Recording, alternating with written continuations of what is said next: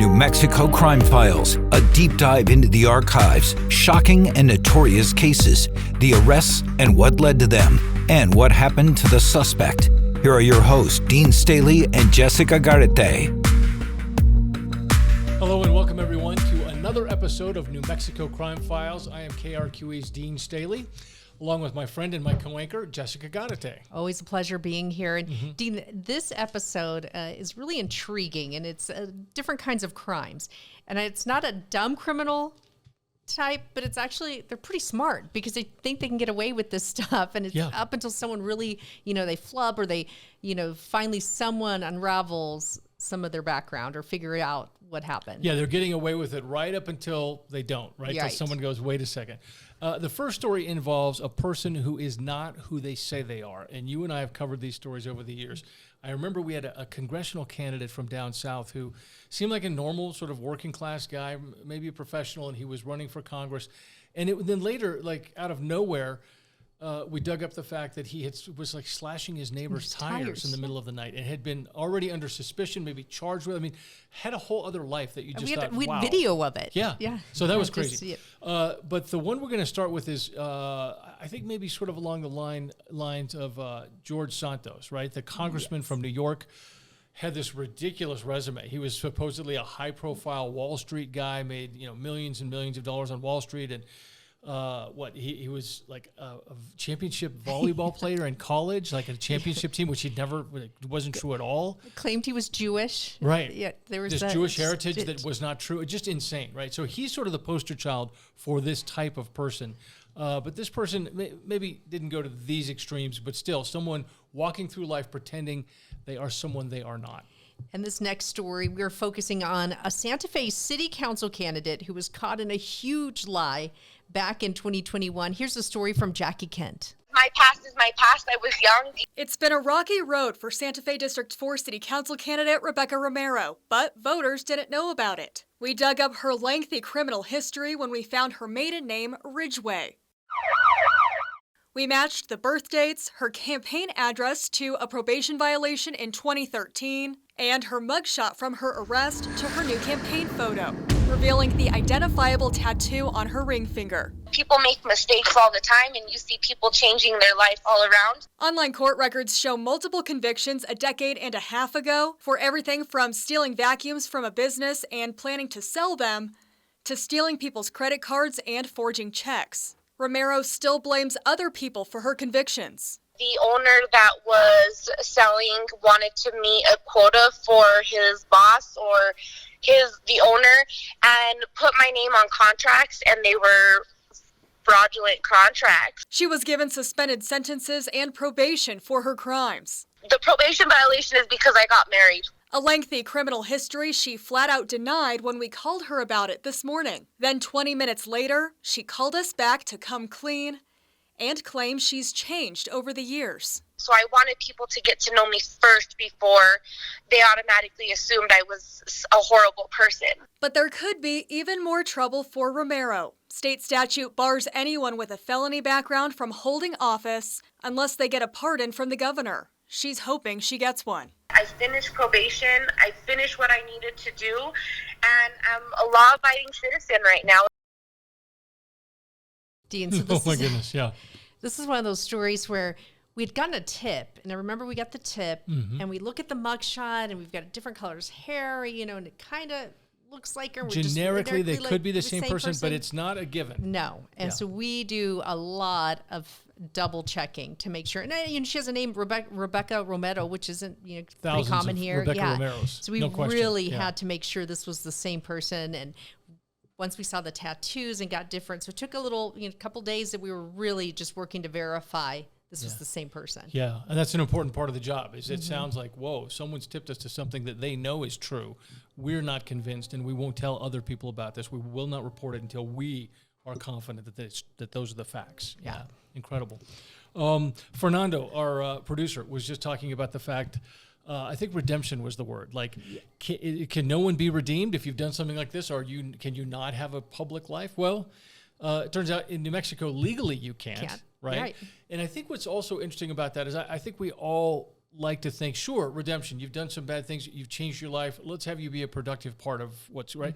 But in this specific case, she did some pretty bad things, by the way. It wasn't just a one-off. It wasn't like I got caught shoplifting once, right? It was a handful of, stealing people's identities, stealing property. It was there were a number of different crimes. And then also, when we confronted her, she said, "That's not me. Yeah. You're wrong." Right? Yes. Fernando's laughing now.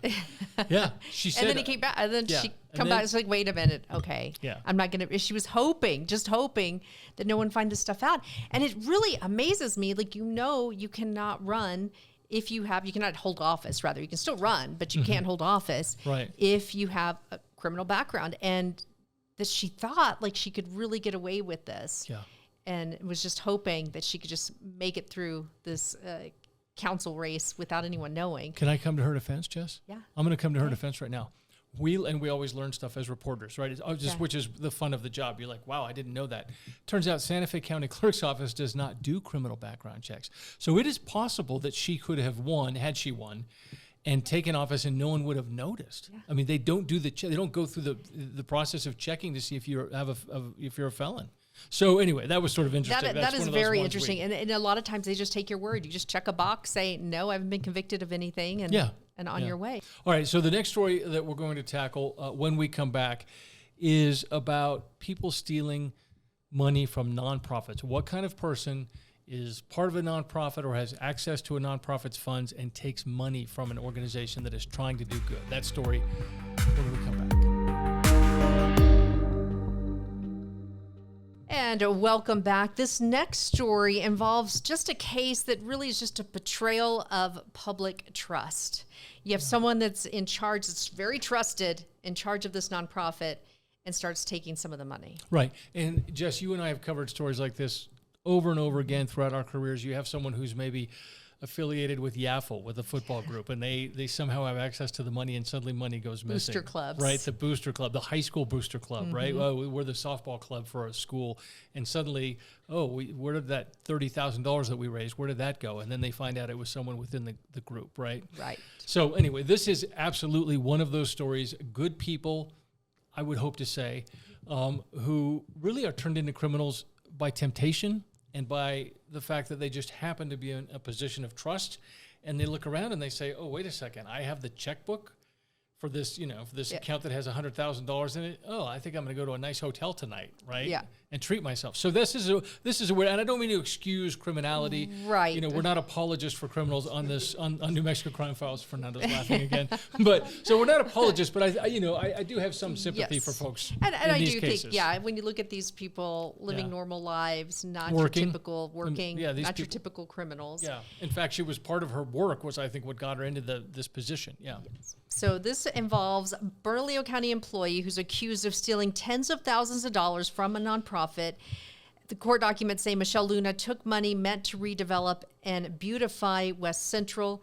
Here's our reporter Rachel Knapp with the story from 2021. Documents filed in court today accuse 49-year-old Michelle Luna of embezzling $48,000 from the nonprofit West Central Community Development Group. According to their website, the group works to improve economic growth along the West Central corridor and make it a place families can live, work, and play. Some of their special events include Albuquerque's West Fest, as well as promoting the long-awaited $12 million Route 66 Visitor Center that will be built on the western edge of the city and will include a museum, a tap room, and outdoor amphitheater. They say Luna, the organization's bookkeeper and treasurer, had access to their bank accounts and debit card. And when she started canceling meetings and failing to submit financial statements, the nonprofit conducted an audit. They say the audit revealed Luna was allegedly using their money for her own use, spending $48,000 at restaurants, stores, buying groceries, even paying her mortgage with their debit card. The nonprofit says Luna admitted over the phone she was taking money from them and asked them not to turn her into police. We found out that Luna also works for Bernalillo County. If there's any businesses or any other organizations that are interested in doing something like this, please reach out to us and we're happy to coordinate with them. Last month, she gave us an interview about cleaning up the bosque. The county confirms she's their solid waste education coordinator. According to the county's website, old credit card spending reports show she spent hundreds last year and the year before on hotels and travel in Washington, D.C., It also shows she spent money for travel purposes at Santa Fe's Inn at the Loretto. We asked Bernalillo County if she is also being investigated for any misuse of county funds and if she has been put on leave, but they declined to comment. If you're interested in doing something like this, please reach out to us, and we're happy to coordinate with them to help us make our city a beautiful place. Okay, part of what made this story especially interesting was this was a county worker. This wasn't just someone, working some private job. This was a public official that we actually had on camera interviewing her for, her role as a person working for solid waste. And the thing that struck me about this, Jess, was just a little bit of, since we're in New Mexico, did she break bad?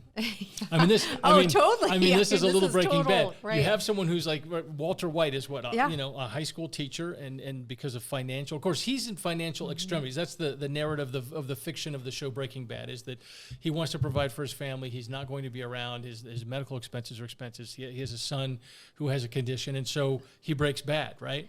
This was not Walter White. Right. This was someone who wasn't driven to this out of need.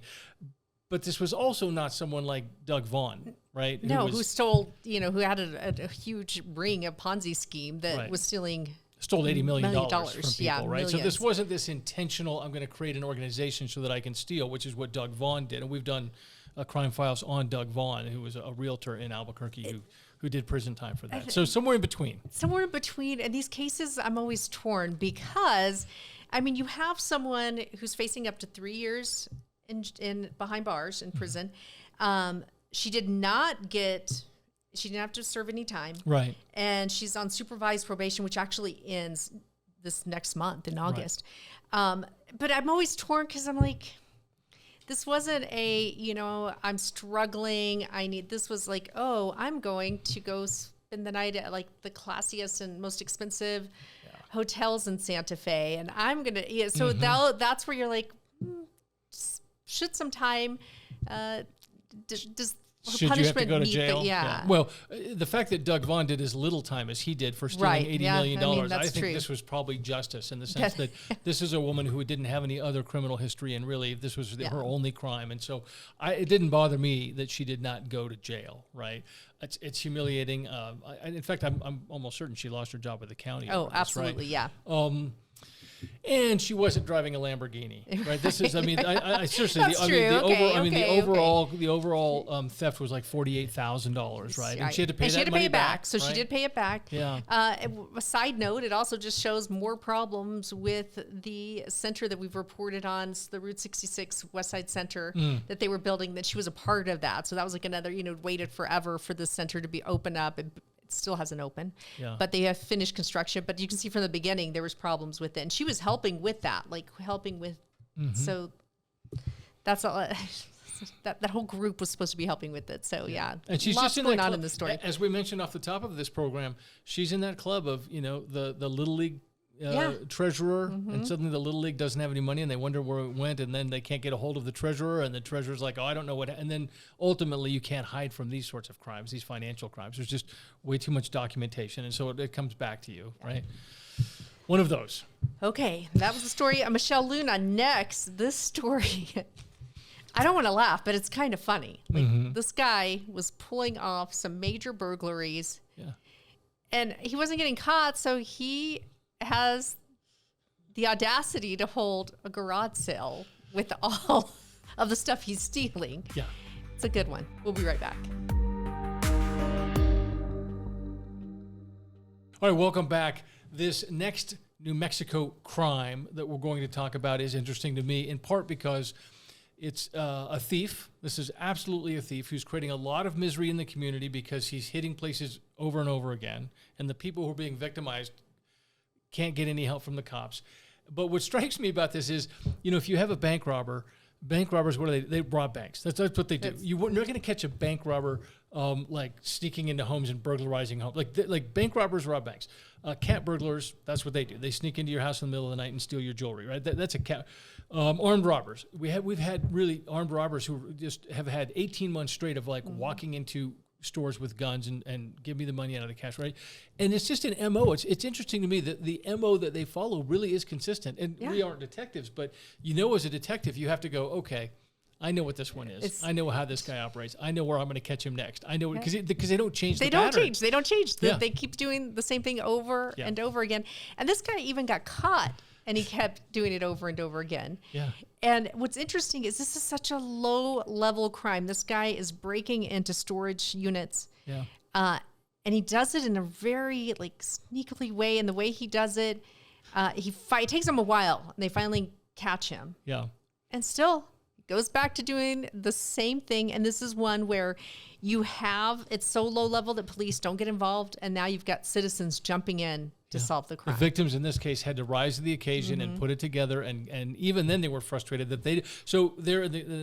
we'll see this in the story, but they're in the process of we caught him, but we don't have the authority of the cops to even go into his house where the rest of the stolen stuff is. This is crazy. Yeah. So this story is about a man who is accused of going to these great lengths to steal. Fed up victims also went to great lengths to catch this thief. This is our reporter Aaron Drawhorn from 2017. A man is accused of going to great lengths to steal, and the fed up victims went to great lengths to catch that thief.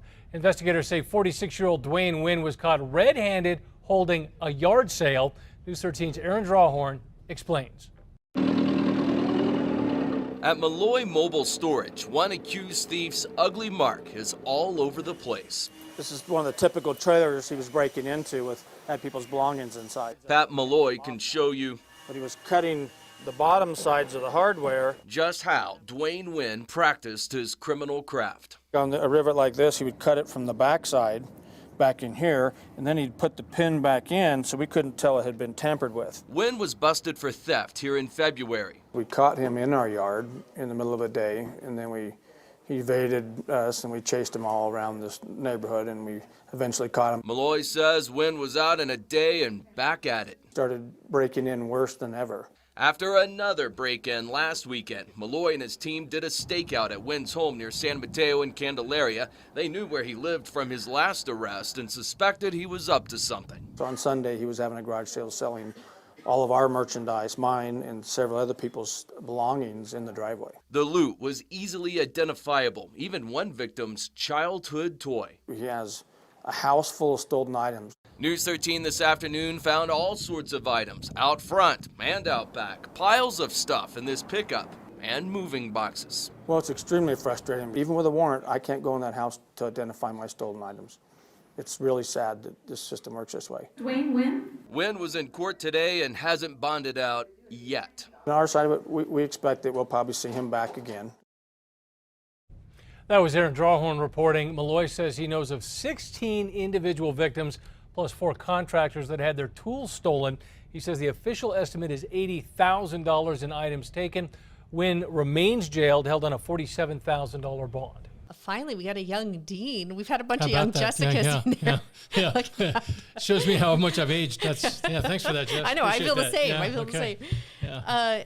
This one is just unbelievable. And it's so sad because it is a low-level crime, but you see someone's childhood toys that means a lot to people. Yeah. I'd be devastated if I lost my childhood doll or whatever. It's so annoying, and you know where you can find it. You know exactly where to find it. Yeah. And they can't seem to lock this guy up. Yeah. Also, think about the guy who owns this business. It's a mobile storage business. It's a great business, a place to put your stuff in these containers, and I'll keep track of it and stuff.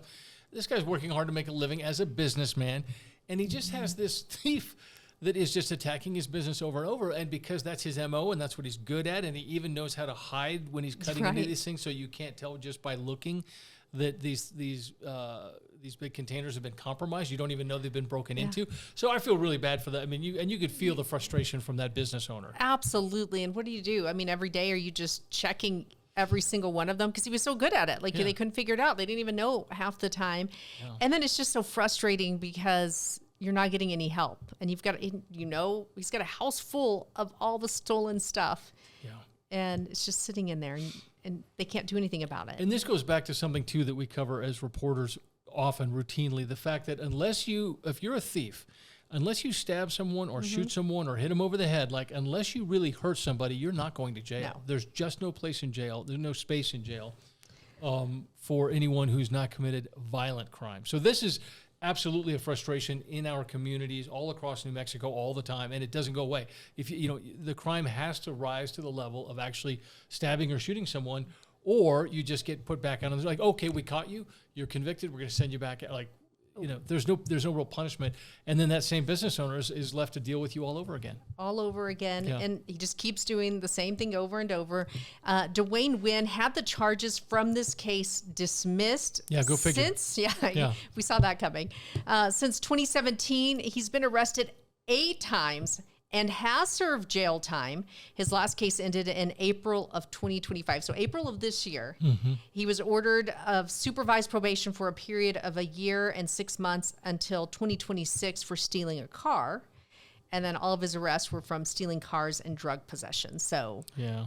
And you wonder finally, it just keeps escalating and escalating because you keep getting away with it. And we've talked about this before, Jess, too. You wonder if this is just a walking drug addiction that is doing this, right? When you get into drug charges, you just think, okay, this is a person who they're just living day to day, needing more drugs and selling stuff to get drugs. I mean, it's not incredibly valuable stuff. A lot of this, he's having a garage sale, right? He's just trying to make a few bucks. What does that tell you? So that's kind of, I feel a little heartbroken about folks who are in that cycle and can't seem to get out of it. No matter what happens, they're just sort of drug zombies going through these motions, and then everyone else has to deal with the fallout, right?